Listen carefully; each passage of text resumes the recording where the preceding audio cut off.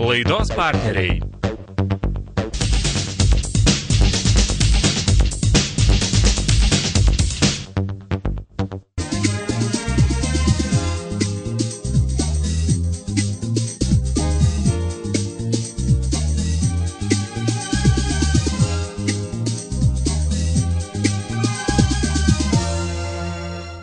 Labas vakaras. Šio susitikimo pomėgiai bus susiję viena tampria jungtimi. Tai neišsemiamos burzgiančio transporto priemonių galimybės, kurios jau netrukus atsivers prieš jūsų akis.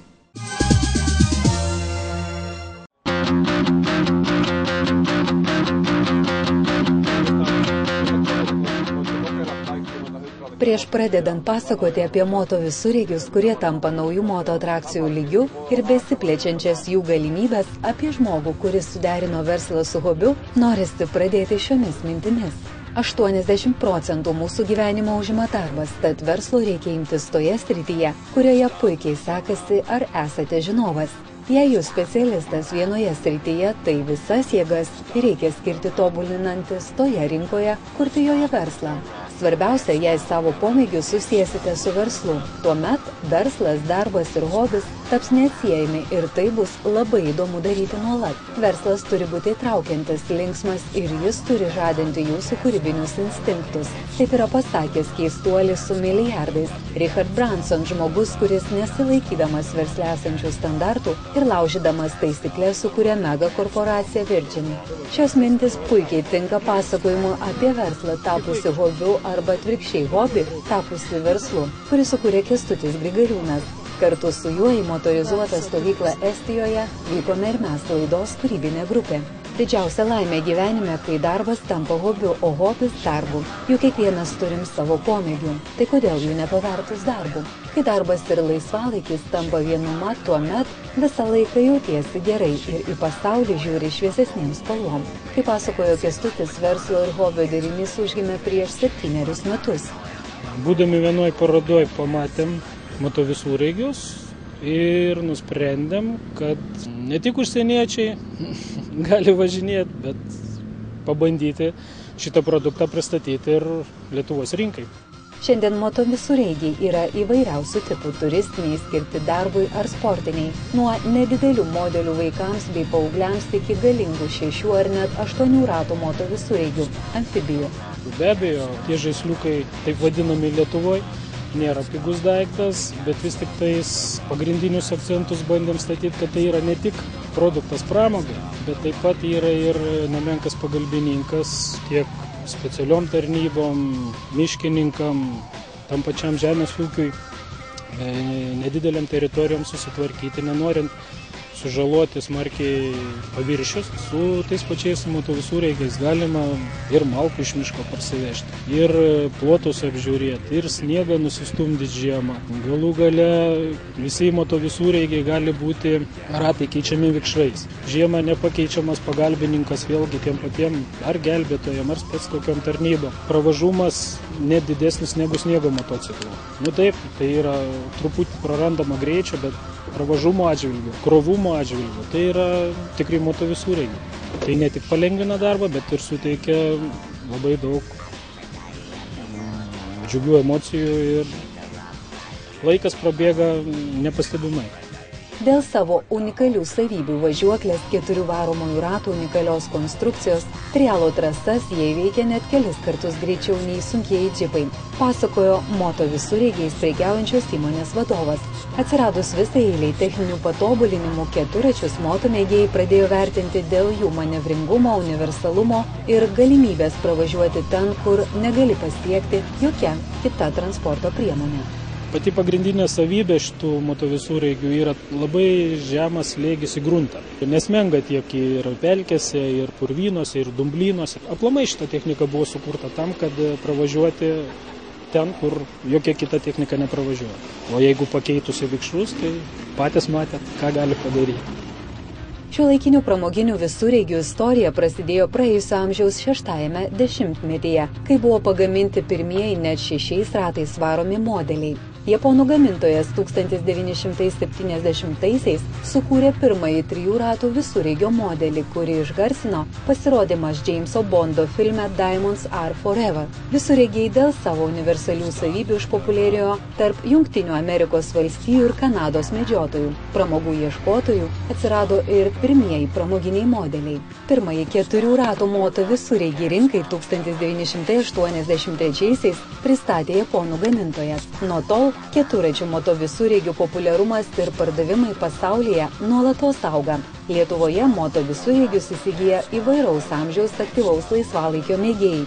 Tačiau moto visureigiai su įvairiausiais aksesuarais mūsų šalyje dar nėra taip plačiai paplitę. Lietuvoje tai nėra dar taip labai paplitę, bet naudoja spectarnybos, priešgaisrinė tarnyba, naftininkai, teritorijų trasų priežiūrom.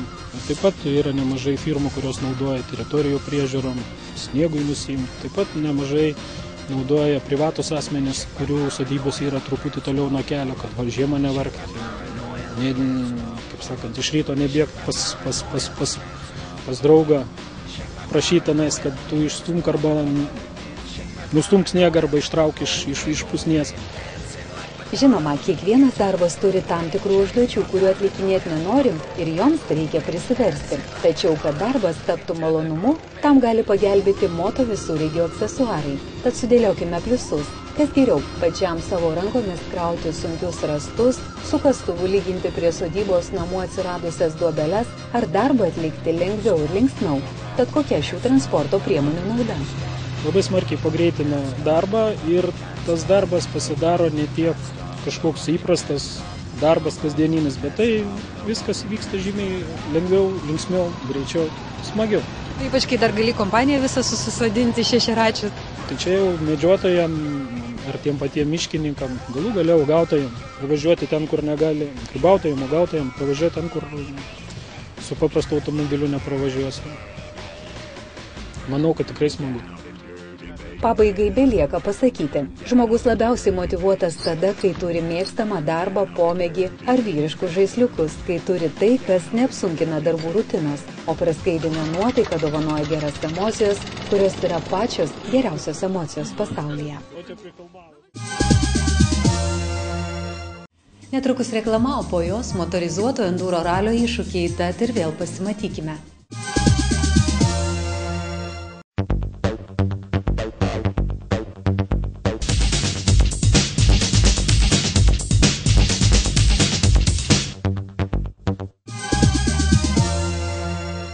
Tai, kas vienija šio pomėgio herojus, yra bekelė, ištvermė ir žinoma iššūkiai. Tad nuotaikingos rudeniškos akimirkos iš Pabradės apylinkių.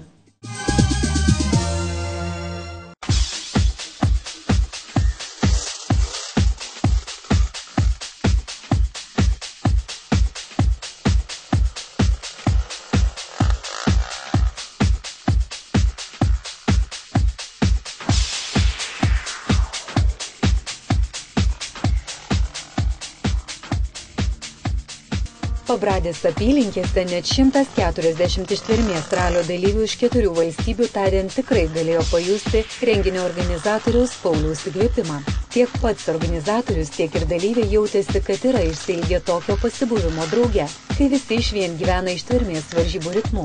Tad šis 11-asis enduro ralis Pabradė buvo atviras visiems, kurie vaikosi nuotykių ir adrenalino, azarto ir vyriškos laimės pojūčių. Niekas nestovi vietoje, tad jau 5 metų vykstantis ištvermės raliai lankščiai keičia savo struktūrą, tačiau išsaugo pagrindinius akcentus. Tai yra 11 ralis. Pasikeitimai, kad žmonės tobulėja, technika vis rimtesnė, tai, sakykime, mes turim pasitemti teisėjaujant, pasitemti žymint trasas. Ir, reiškia, ieškom tokių rimtesnių kliučių, kur gamta padovanoja ir tiek, kiek yra įmanoma, nes šiaip tai nenorim daryti žalos gamtai, o plus reikia dar ir suderinti, tai laiko ir darbo mes čia turime. Čia įdėjom daug laiko. Jau tapo tradicija tai, kad Pauliaus Albertavičiaus organizuojamus ištvermės ralius globoja savivaldybių merai. Tad šį kartą vyrai varžėsi dėl Švenčionių rajono savivaldybės mero Vytauto Vigelio taurės. Motociklai buvo suskirstyti į 4 klases – keturračiai ATV Utility, ATV Sport ir motociklai Soft ir Hard Enduro. Komanda, kurią sudarė 2 motociklai, turėjo įveikti 2 specialius greičio ruožus, po 2 kartus ir surasti miškuose 14 punktų. Nugalėtojais tokiame ištvermės ralyje tampa tie, kurie greičiausiai įveikia specialius greičio ruožus ir suranda visus reikiamus punktus.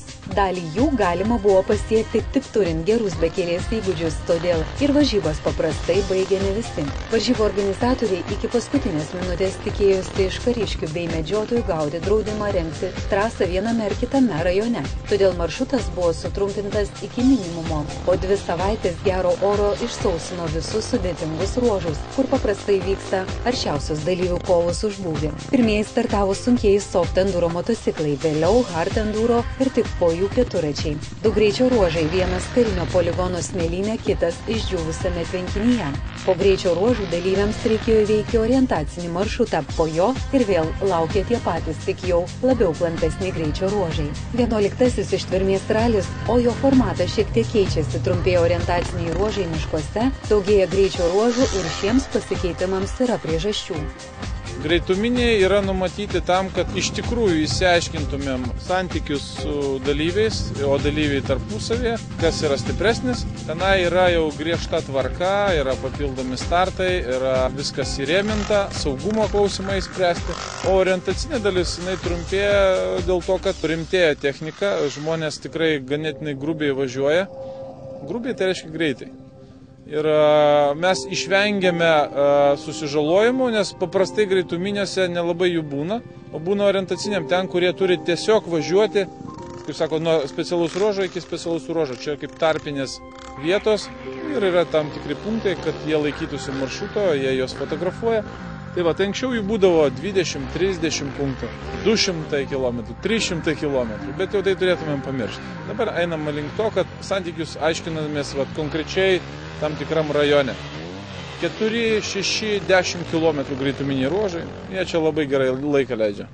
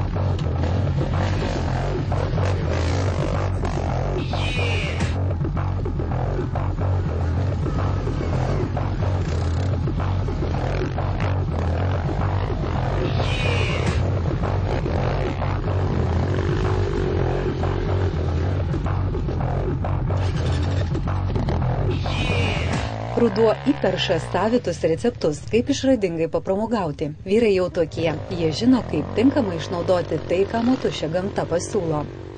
Labas. Labas. Kaip sekėsi? Puikiai. Su daug įspūdžių. Pasakokit. Užlimpę kojai 15 kartų buvom. Kojelę pamečiau, akinius pamečiau, bet viskas super. Ir buvau įkritęs upelį čia. Bet žiauriai gerai žiūrėjau, šilta, super. Pačios geriausios lenktynės. Pačios, kokios dalyvavusios. Nors dar naujokas, 3 mėnesius tik važiuoju, bet super. Komandos draugas sakė, fantastinė diena. O Jėzus, žiauriai. Sutapo oras labai geras, bet to labai gerai organizatorius suplanavo maršrutą. Tai pateikė tokių ir greitų minių, ir tokių, kad pravažiuot su pelkėm visokiom. Tai va dėl to visas tas derinys, daug dalyvių. Tai manau dėl to ir gavosi, kad labai puikiai viskas gavosi. Ar kaip kolega irgi naujokas? Jo, mes kartu susitarę, kaip sakant, važiuojam komandai, pradėjom nesniai sportuoti tiktais, bet dabar stengiamės kiek įmanoma visur dalyvauti. Bet kai abudu naujokai, tai nėra pas ką paklausti kažko?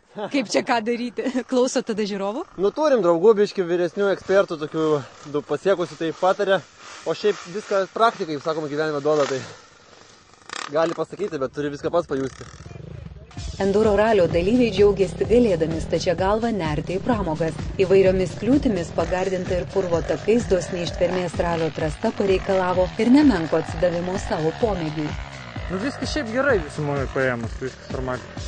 Ne per greitas tempas, ne per mažai valandų davė sutilpt. Valandų, navigacija mūsų sugedo, dėl to buvo problema, tai normaliai pilnai užtektų. Kaip greičio ruožai, smėlis, kas jums labiau? Greičio ruožai super. Kodėl su keturračiais važiuojat? Todėl, kad turim. Todėl ir važiuojam. Būtų motociklas ir su motociklu važiuotumėt? Aišku. Nėra motociklo, su keturračiu važiuojam. Žodžiu, svarbiausia, kad burksto, ne? Taip. Ir gerai. Galėtų per purvą važiuoti. Taip. Ir per smėlį. Tiek nedaug vyrams reikia? Taip. Užtenka. Čia tokia gera nuotaika? Jo, labai gera, super nuotaika, super ralis. Gerai pavažinėjom. Viskas labai nuostabiai. Daugiau tokių renginių. Taip kad Lietuvoje ne tik krepšinis, o ir motociklai. Šiame renginyje be keliais mėgėjai su motociklais ir keturračiais važiuojantis azarto ir tikrų pojūčių mylėtojai savo kelyje sutiko ir purvo ir smėlio. Tad kalbėdami apie tai, kas patiko, visi kaip susitarė tvirtino įvairiapusiškumas. Buvo daug dumblų. Daug dumblų ir daug smėlio. Gera trasa. Gera pramoga, geras palaikymas, geri operatoriai. O buvo, kad trūko? Buvo, taip. Merginų palaikymas trūko. Tai kame problemas? Ateityje išspręsim tas problemas. Buvo tai, kad buvo visokie reljefai. Buvo miško takelių, buvo smėlio, buvo visokių tokių suprovėžų, buvo visko, ta prasme, kad visko gali patirti, tai vien dėl to. Ir šiaip labai gerai užsiorganizuota viskas. Tikrai. Tai ko gero klausant jūsų minusų nerasi? Nu, nežinau, man tai dabar, kai visas emocijos dar verda, tai net nežinau, toks to veiksmų vis gyvenu dar dabar. Žiūrėkit, sakot, visai neseniai šitam pomėgio, dėl ko susigundėt? Kodėl enduro, kodėl motociklas ten, pavyzdžiui, ne keturratis? Tai ir su keturračiu anksčiau važinėjau, tai perėjau, bet šiaip man va, kas su motoru patinka, viskas kas su motoru, kas veža. Tai kas čia per tą tokią madingą kryptis Lietuvoje, enduro? Nu, blemba, dar kad nėra, kad tai madinga, bet... Kur jau, žinokit, pradžiai buvo 10 žmonių. Nu jo, bet va, vis po truputį visi pašneka, pamato gal kažkiek susižiūri žiūrovai, gal irgi po to pabando. Yra puikiai prie Trakų trasa treniruotės, va, jeigu mėgėjas esi nuomoja motociklus, gali patirti visą tą enduro dvasią. Superinį, ypač šitas, nes pelkė yra įdomus žiauriai. Smėlis irgi buvo įdomus, labai greitas, net per greitas. Nes porą kartų vos nebuvo tikrai medinis, tai žiauriai gerai. Idealiai padarytas. Paulius pasitengė tikrai super, молодец. Svečias iš Latvijos irgi buvo kupinas gerų emocijų. И как поездка? Отлично. Очень хорошо. Очень места красивые. Очень понравилось. Приедем еще. Вы первый раз у нас, да? Да. И как наша трасса? Что самое больше вам понравилось? Песочная трасса, идеально. В принципе, организация хорошая, все понравилось. Приедем еще. А где оторваться вы могли? Ну, ваш конек где был? Скоростные трассы или вот там, где грязи много было? Ну, где больше грязи? Мы больше на этом специализируемся. А вот скажите, ну почему не мотоцикл? Почему вот... Квадроцикл? Да. Ну, возраст, наверное, уже на квадроцикл. Но больше нравится квадроцикл. А эндуро почему? Почему эндуро? Ну, мы не только на эндуро едем и джипами 4x4 та же самое едем. Ну, здесь эндуро. Но эндуро чуть-чуть получше, скорость больше, поэтому. Dėl ko vyrai važiuoja jau ne kartą kalbėjome su laidos pašnekovais. Tačiau laimingo vyro receptas nuskambės ko gero pirmą kartą. O dėl ką moterims spręsti, kad vyras po tokių varžybų grįžo laimingas? Kaip mums žinoti? Jeigu atėjo ir nudrybo į lovą, tai reiškia, viskas buvo labai gerai. Jeigu kryžium guli, tai jau moterim aišku, kad turėtų būti aišku, kad viskas labai gerai pavyko. Tai va. Renginys buvo vykęs, nes didžioji dalis bekelės entuziastų buvo patenkinti puikių laikų nuostabios gamtos Pabradės poligone. Nusausinti meškerinės tvenkiniai pridavė egzotikos, net daug ką mačiusiems, nes čia žolė viršijo 2 metrų aukštį. Buvo puikus aktyvus savaitgalis puikioje aplinkoje. Finišo liniją šį kartą kirto daugiau nei 90% dalyvių, todėl sudėtingumo skalėje jie renginį vertino kaip vidutinio sunkumo. Ištvermės ralio organizatorius pripažino, kad ir šis 11-asis kūrinys pavyko. Pavyko dėl to, kad buvo geras oras, daug dalyvių, tai reiškia daug azarto. O šiaip aš esu nuotykių mėgėjas, tai va tiek, kiek galiu, tiek perteikiu ralius. Tai va vis ieškau naujų įdomių vietų, kad būtų galimybė vyram parodyti, ką moka ir, aišku, pažinti naujas kliūtis, naujus sprendimus, kaip valdyti motociklą, nes čia nėra taip įprasta. Tarkim, už manęs yra tvenkiniai, nusausinti ir čia yra visai kitoks stilius važiavimo, dėl to, kad specifika sudaro priemaišus smėlio, dumblo ir panašiai. Tai va, tai kiek yra galimybių, tiek va, surandam tokių vietų. Enduro judėjimas nestovi vietoje, nes viskas juda tik pirmyn. Enduro yra plačiaja prasme laisvė. Tai nėra tų didelių apribojimų, ką gamta duoda, tą mes ir suvalgom. Bet tuo pačiu mes turim tilpti į tas normas. Tai va, kad vyrai gerai leistų laiką, aktyviai, sportuotų ir, aišku, mes konkuruojame su kitom sporto šakom. Ir aš džiaugiuosi, kad enduro ralio tai buvo pradžia rimto enduro vystimosi plačiai masiai. Siaura masė, jinai visą laiką, tai yra sportininkai, kurie gyvena tuom, jie visą laiką važiuodavo krosą. Čia atvėrė vaizdą, reiškia, žymiai platesnį. Tai va, mes džiaugiamės, kad daug entuziastų, tai yra mėgėjai, atvyksta čia ir propaguoja šitą sportą. Tai va, enduro ralis tai buvo pradžia viso šito. Enduro vystymus. 11 enduro ralio nugalėtojais ATV Utility klasėje tapo Mindaugas Veiveris ir Rokas Vaišnaideris. ATV Sport klasėje Dainius Kriūnas su Modestu Bartkevičiumi. Hard enduro Evaldas Kleiva ir Julius Šimkus, o Soft enduro Aurimas Venskus su Pauliumi Rudžiu. Pasakojimą apie vienos dienos nuotykius pabaigsime šiuo enduro šūkiu, kai tikslas labai toli išlieka ištvermingiausi.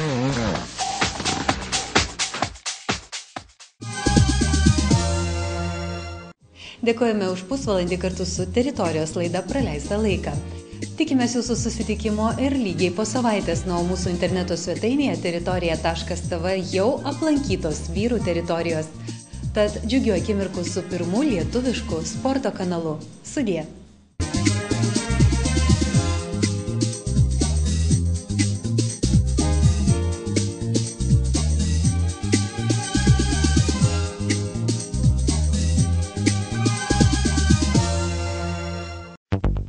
Laidos partneriai